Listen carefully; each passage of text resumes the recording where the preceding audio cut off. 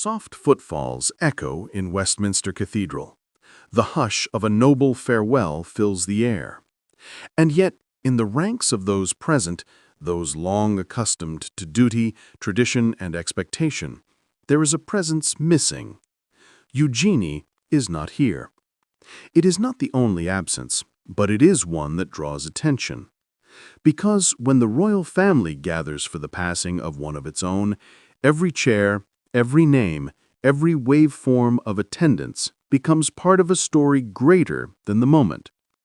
The Duchess of Kent died on 4 September, aged 92.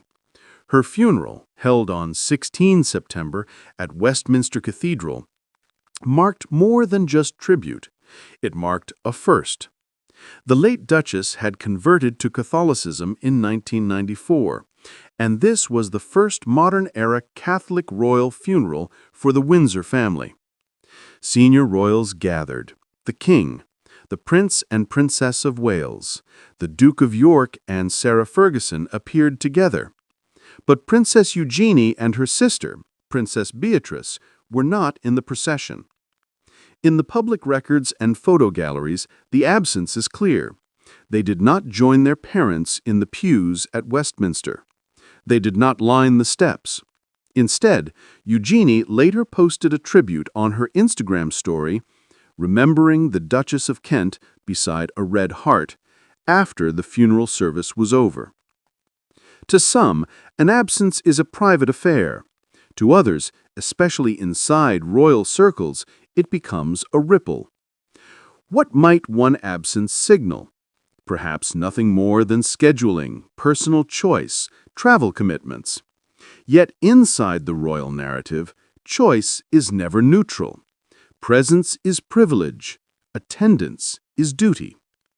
Eugenie, at 35, is the younger daughter of the Duke and Duchess of York. Though born into royalty and styled as a princess, she no longer participates in official royal duties. Alongside her sister, she occupies a liminal space, part of the institution, yet removed from its day-to-day machinery. Her father's fall from public duties following the controversies surrounding his links to Jeffrey Epstein altered their orbit. Titles remain, patronages hover, but they serve in a different register. When Eugenie is absent from a major family event, the question asked is not only why, but what does that mean? Some commentators point to the nature of the funeral itself. The Duchess of Kent's final public service emphasized her Yorkshire roots, her devotion to music education, and her conversion to Catholicism, all markers of a life lived beyond the typical royal script. The service was not a state affair in the full sense, but it brimmed with symbolism.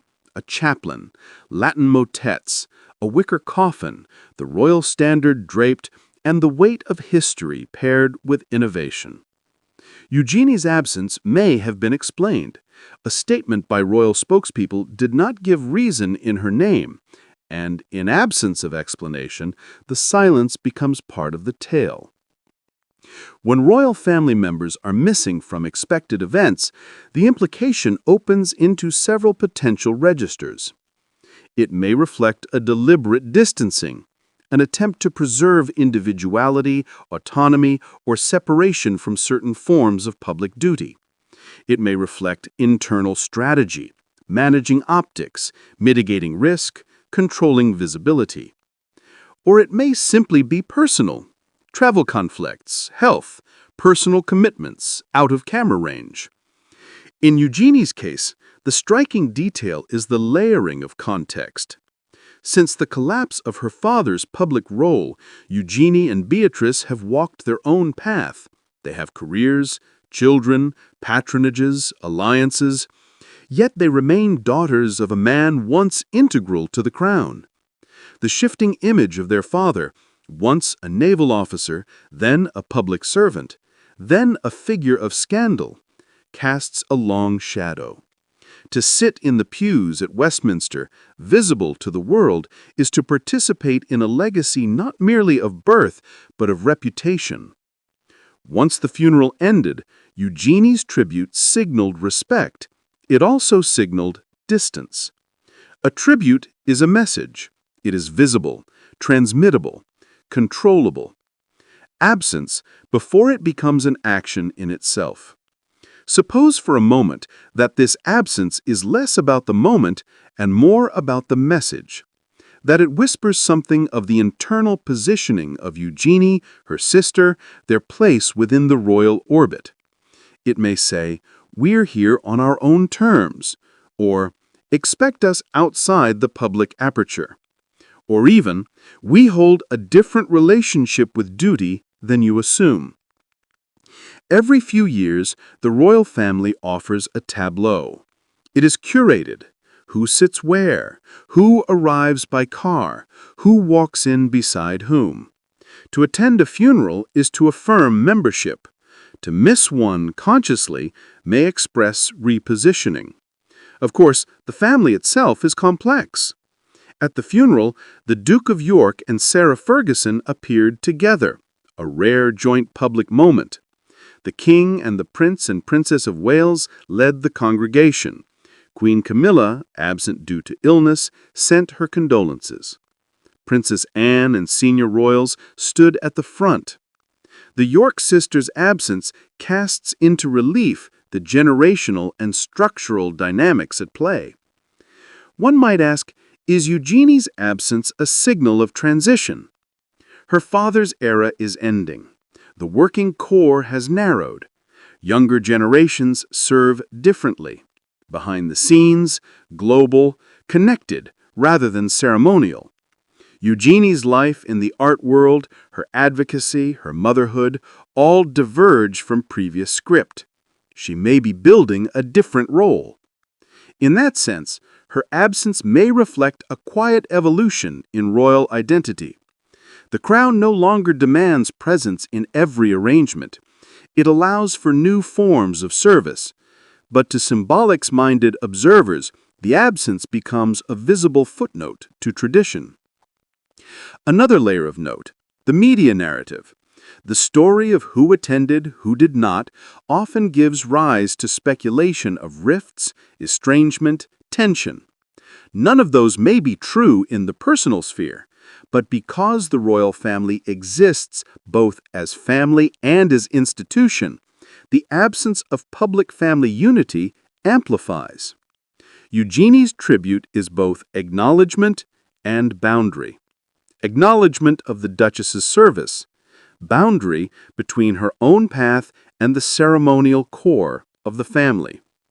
That duality may reflect a conscious balancing act.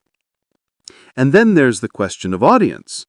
The public at large watches for signals, a bench left empty, a name omitted from the guest list, a step-side on a balcony. They seek meaning in what is seen and what is unseen. In Eugenie's absence, the public wonders, are the York sisters still part of the inner circle? Are they excluded? Or are they stepping aside on their own terms? Public information notes that despite their father's relinquished titles and patronages, Eugenie and Beatrice's status remains unchanged. They retain their princess titles and HR8 styles. Their roles, however, are no longer public serving in the traditional sense. They are non-working royals. Their invitations to major events continue, yet the pattern of attendance has shifted. In this moment of farewell, the omission of Eugenie becomes more visible than the tribute she eventually made, because it appears deliberate, or at least controlled. And control itself may indicate agency. Some may argue that focusing on absence is unfair, that to miss a funeral may simply be personal. Maybe she was somewhere else.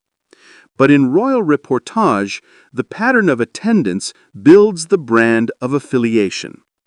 When someone previously familiar in certain roles ceases to appear, it raises questions about belonging, rank, visibility. Consider the future. The monarchy is actively streamlining. The working core is smaller. Titles are fewer. The legacy of more distant relatives is redefined.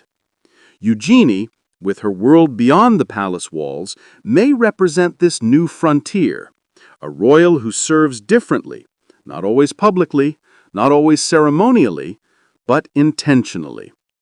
Her path may diverge, and this absence may mark the shifting horizon of her role. For the crown itself, such transitions matter. They reflect how the institution adapts, how it chooses who stands front and center in public grief, prestige, traditions, who undertakes duty, who remains behind. This funeral was about service. The Duchess of Kent's life was dedicated to music, youth, charity. Her passing prompted collective memory. The absence of certain family members adds nuance to the moment. It suggests